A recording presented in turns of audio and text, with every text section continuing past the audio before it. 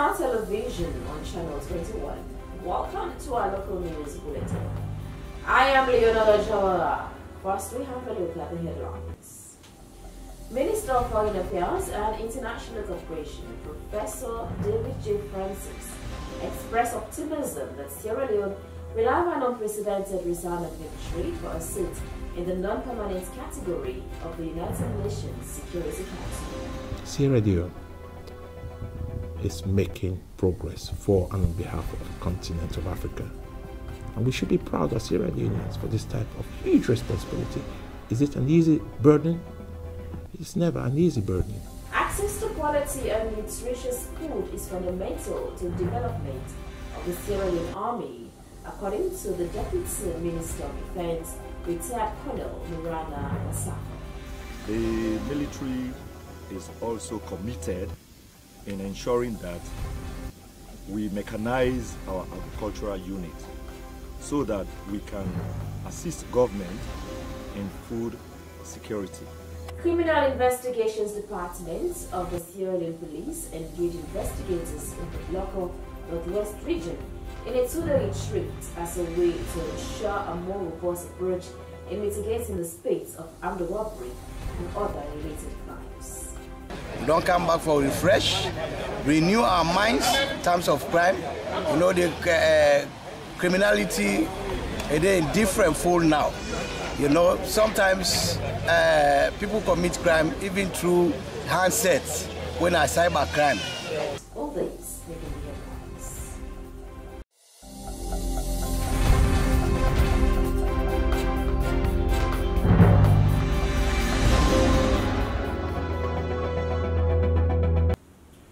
And now let's get you details of the news.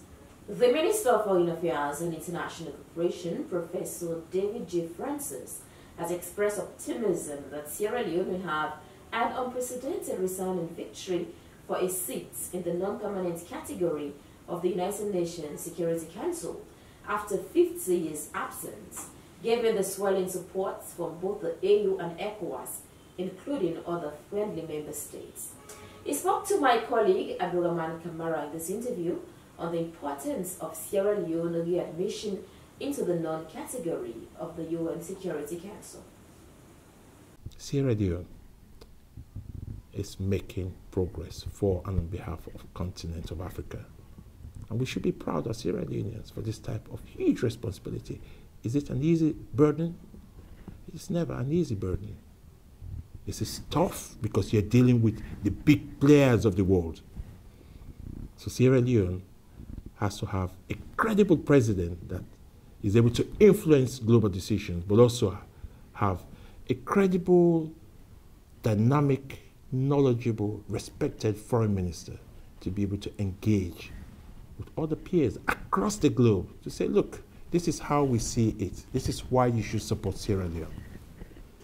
Professor, when His Excellency the President was launching those materials, you described Sierra Leone's aspiration to go back to United Nations Security Council after 50 years as a perfect opportunity to tell the world about our success story and present it globally as a poster child for a successful post-war peace and building nation. Do you still hold the view? You know, Sierra Leone is a small country, small in terms of size and population. But we are a big country in terms of our ambition. I've already described to you how we are playing a continental role representing the African continent, 54 member states, to promote the advocacy for the reform of the UN Security Council. That is a global and continental agenda. So as a small country, going back to the UN Security Council, we'll have the opportunity to tell our own story. The success story of Sierra Leone being a resilient country, no longer defined by its past, but by its present and its future. And in that process, we give hope to other conflict-torn societies, war-torn societies, from Ukraine to Afghanistan to Iraq to Libya to Yemen, that yes, it can be done. That is the opportunity for Sierra Leone to tell our story. But also when we are there at the UN Security Council, we are able also to put on the UN Security Council agenda the issues that are important to us. Human capital development, gender and women empowerment, the plight of the girl child, the hands of our girls, issues dealing with youth employment and capacity building, free quality education, the need for security to link that with development. That you can never have peace if you don't have inclusive long-term development. We will be there and put our case in front of this world body. Do you imagine, and can you imagine Sierra Leone being in the same room with the United States of America, with the United Kingdom, with France, with China, with Russia, and all the big players in that room of the Security Council, making decisions that matter to the world today around global peace and security? That is the opportunity to tell our own story, but also to influence and shape global events relating to peace and security. That is important because in that room, when they are making discussions about whether to sanction one country or not, Sierra Leone will be there during that period, 2024, 2025, to influence those discussions. So we'll be given that opportunity to shape and influence global issues. But in the process, we make new friends. And those new friends will come back to help us one day. Because that is the experience that we had when the Prime Minister, later on, President Shiaka Stevens, directed his Foreign Minister, Mr. A.J. Solomon Pratt, to facilitate the return of the People's Republic of China to the UN Security Council in 1970-71. Then Sierra Leone was the president of the UN Security Council. It led to a special relationship between China and Sierra Leone, and all the benefits that we have been getting derived from that decision. So we're going back to the UN Security Council. Sierra Leone will have the opportunity to be, for 1 month, president of the United Nations Security Council. Do you know what it means for a small country like us? Let me give you an example. The country of Maldives has a population of 500,000. Today, Maldives is the president of the United Nations General Assembly. Everybody now knows about Maldives. Everybody now wants to be friend of the president, the foreign minister of Maldives. And that has transformed Maldives into a touristic destination. I can go on and on.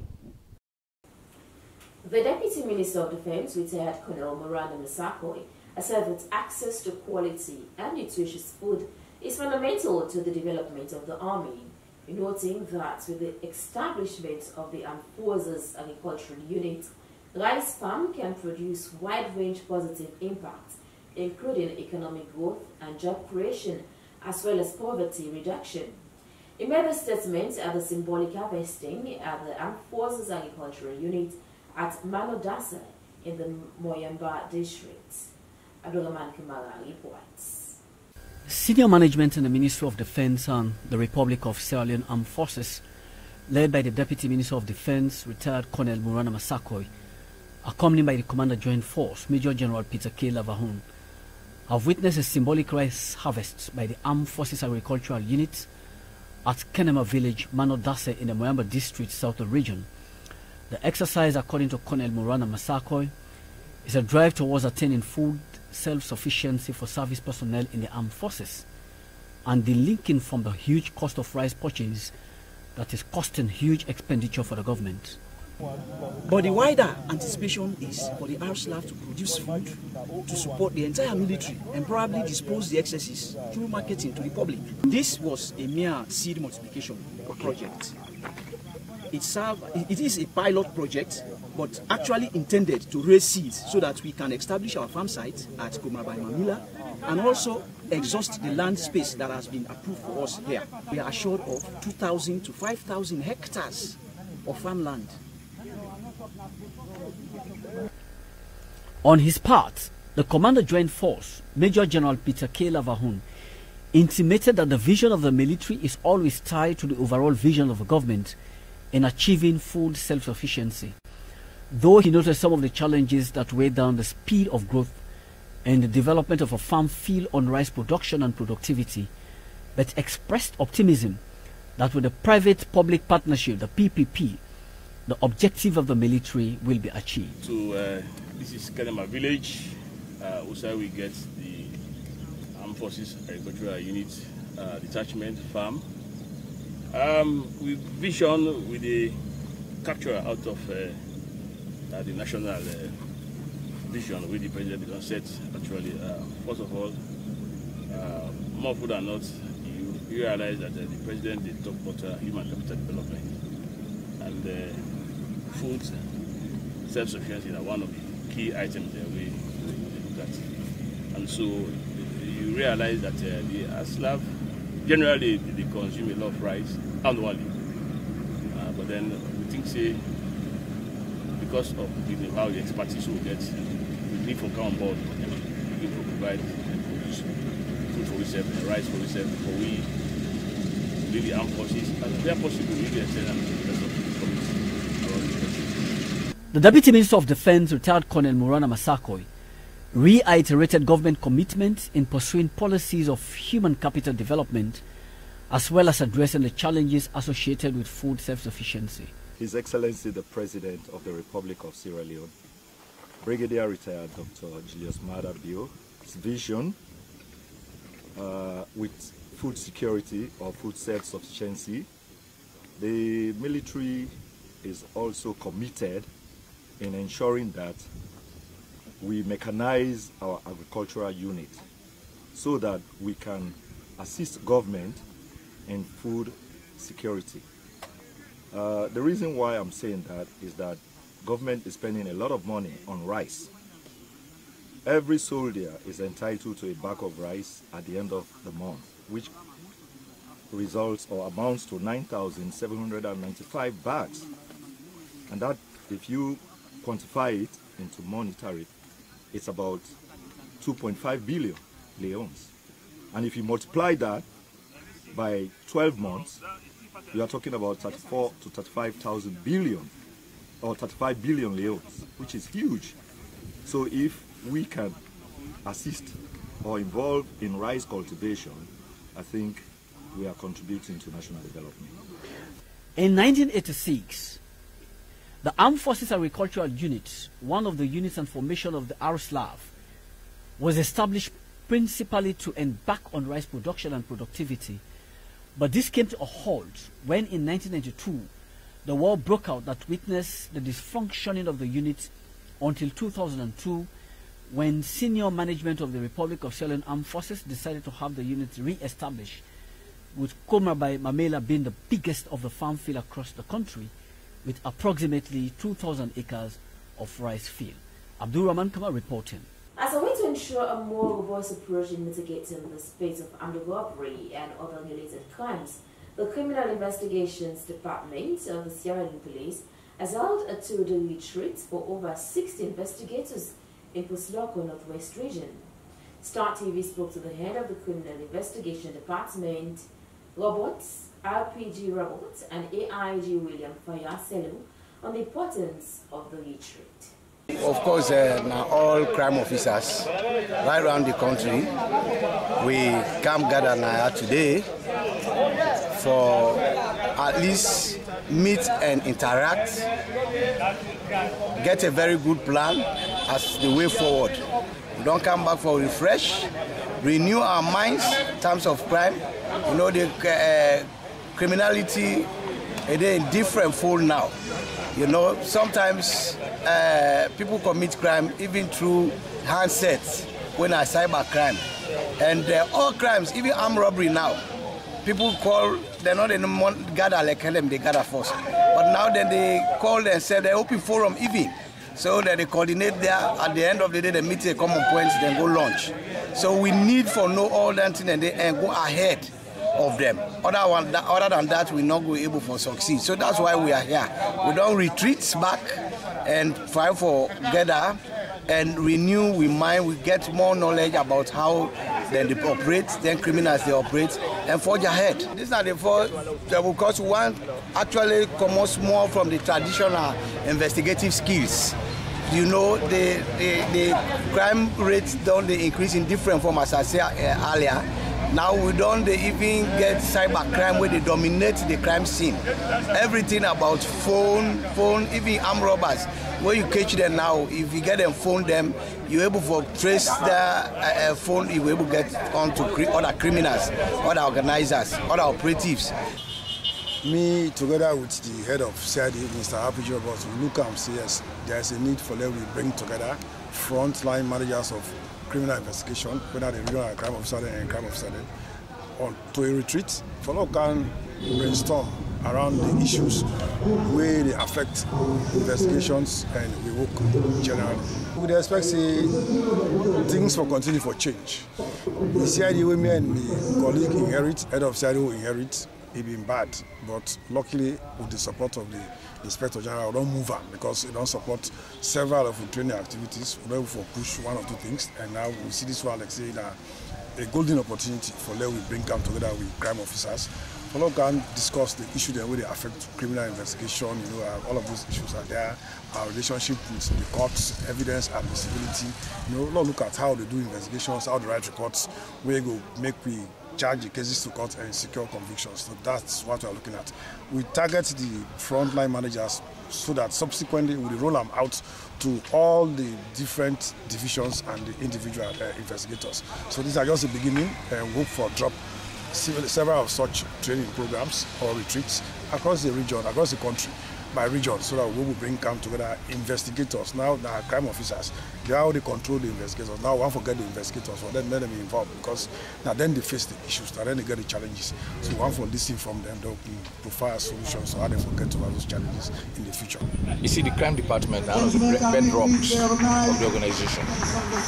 And in the state of democracy, if you want pull name, if you want the organization stand firm, then you forget an able, effective and efficient police force. And the department, we can hold that aspect at the CID, the investigation department. These are the essence of coming together. For all can share the differences, the problems that we will encounter in our various areas. The things that why is it that we not able to investigate certain cases to the bottom? Now I'd expect say Dongo can explain some of the problems that we will encounter. And when we don't get all those, we'll get what we refer to as a diary, you know, of an of a field investigating cases. So as it is, this file or this diary of failures, now the thing then that we will discuss, so that when we go back, the corrections that we don't get here, we will put them we will put them in control, under control. If self they will call, we will know how to attend to them. In case you just joined us, you're watching the local news bulletin here on Star TV. Now, the headman at York Village in the Western Rural District, Judrick J. Pratt, has said land grabbing in the York community is one of the serious challenges facing members of the community, something he described as a potential threat that generates communal conflict, and called on the Ministry of Lands to take action in addressing the issue of land grabbing. He spoke to Abdulrahman Kamara in this interview when he visited York Village, one of the places that is becoming notorious for land grabbing. But the biggest challenge where I feel say we face the people now in this area of land grabbing, whereby we came to understand that things will not be happen in this community, now in the happen now. Could you imagine? People are now, they come out far away where we don't sabi, people are not sabi in the village, and they come out all the way and say, now they get part land now this community. And in fact, they not only stop there, waiting and they do that, they come with thugs, then they threaten, they put people in life under stake. I don't use this opportunity, I don't go now the Toke police post, I don't make several complaints about a particular individual where we not ever sabi and people are not ever sabi in New York, and they come say he get up to 40 almost acre New York. they come, they pass. Really, the things that will happen in our country, it really, they put real life as a threat. Because a man called Michael Jallow, and not ever Sabian, people are not Sabian, and all what they look at like he get back in. Because sometimes we see he come with police personnel. But that's not the right thing for do. Yes. And they come with police personnel, and certain time and they see he come with military. In fact, recently what he come with some man that were dressed in military attire. And when we go and all them, we report them to the police, we find out say it was not a military man. So the Maui carry through the military fatigue impersonate. Yes, impersonate. Then later on when the police interrogate him, he say in a ex-military man. And say if you're an ex-military man, you are not a military man because you no longer the work, you no longer in service. They wear military attire. And we can get for make her known to the police. And I tell the policeman, say what to make her do that. If anything occur in my community, this will be evidence say I've been done to go make the report because they're there for security, for secure life and property. But up till now, as he said, the Michael Jallow still they go on in the rampage and they broke people and property, people and all. They go and paste papers them when we don't know side pull them. They paste papers, they all put people and names them on and paper, broke people and property they wouldn't know. For how many years some people and they overseen and then getting property then they left the caretaker now, then they threaten the caretaker them, all son of the caretaker them puts them in a cell. They use their own power. I don't know sir, they get this power for do all the kinds of things they are. The boundary between York and Toke right now, so we call this place the Genda Water Bridge. The old bridge, the upside, when are the old road and then the new road just complete and so. Now this now the bridge. Over here, now York. Over so, now Toke. This bridge now go empty right now the river. We got the river number 1 now in the down here that so. Now there this bridge go empty. So Toke now then the over York now in the Nayaso. At the same time, you will see everything clear. Even all the people that went over here. Upon arrival from our 6 weeks global trip, Mayor Akisoya has described a trip as part of a job as an ambassador for the city. Moses Ojo Kamara takes up the story. In the early hours of Monday, 6th June 2022, a cross-section of Freetown selected councillors welcomed Mayor Yvonne Akisoya.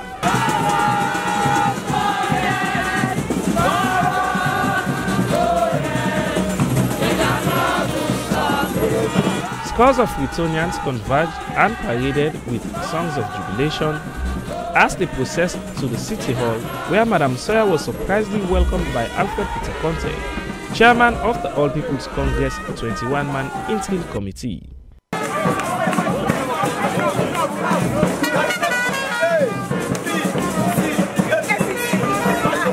Scaling the welcoming procedures was a guard of honor by the Freetown City Council's Metropolitan Police.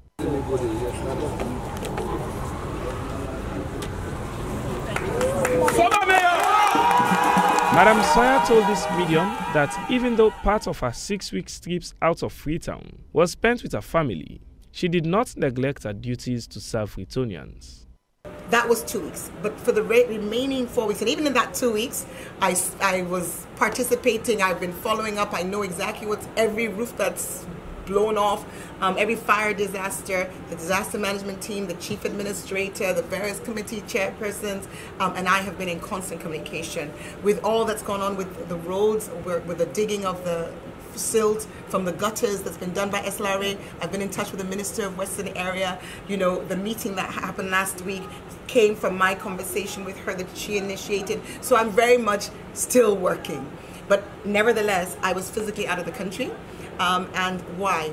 Well, I think I should start off by saying how humbled and honored I am to have been invited to participate in the events that I was at. And that's one of the things that I'm so grateful that I've been able to do, because in telling our stories, we have moved finance in our direction. We never had engagement with the Swiss Development Corporation. We do now. UNDP, the UNCDF project, which will be launching next week, and not just launching, but you will see the construction, is funded by the Swiss Development Corporation. They weren't here, but they heard me tell my story in Marrakesh in 2018. Not my story. They heard me tell the story of Freetonians. They heard me tell the story of young people who are without opportunities. And that telling of a story in very real and personal terms, but not just that, but doing it alongside a plan. And Transform Freetown has had a huge impact internationally because it's a story that has a plan about how you can change the story. It's a plan that's clear, it's a plan that's transparent, it's a plan that people can come alongside, and people have come alongside. Philanthropists, international organizations, financial organizations that have never engaged in Sierra Leone are now doing so. So I'm excited, I'm pleased, I'm happy, I'm grateful. I'm glad to be back. I miss my city, but I'm also glad to have spent the time doing this great work which brings money to our city, but also being a mom and a wife and spending some time with my family too. This is a show of solidarity. We cannot allow intimidation and victimization to prevail, said Alfred Peter Conte, chairman of the All People's Congress 21-man interim committee. This is important, you know, since I took over, she was overseas, you know, and I'm on my 3rd week. I think she was out for 6 weeks. So I think I should come here. And also it's being rumored that they're looking to intimidate her, you know, and one of the things we fought for is to give women more power. Maybe it's strange to some people to see women in position of strength, but we should prepare ourselves as Sierra Leoneans that this is the new norm. We should start respecting women, we should start encouraging women in position of power. And based on the report I got, I am here to let the world know that we're ready to support her, and we will not let what happened to our parliamentarians happen to her. We know 10 of our parliamentarians were removed, and I want to let the world know that we're standing here. We're going to be behind the mayor, and no awkward procedure will remove the mayor from office. We're ready to stand behind her as the party. In conclusion, Mr. Conte reiterated that enough is enough and revealed that the All People's Congress Party is ready to stand by Mayor Yvonne Aki-Sawyerr to continue development in the capital city of Sierra Leone, Freetown. Star TV News, I am. And those are all the stories we have for you today in the local news classified. Thank you for watching. I am Leonel Jawala. Stay with us if you can.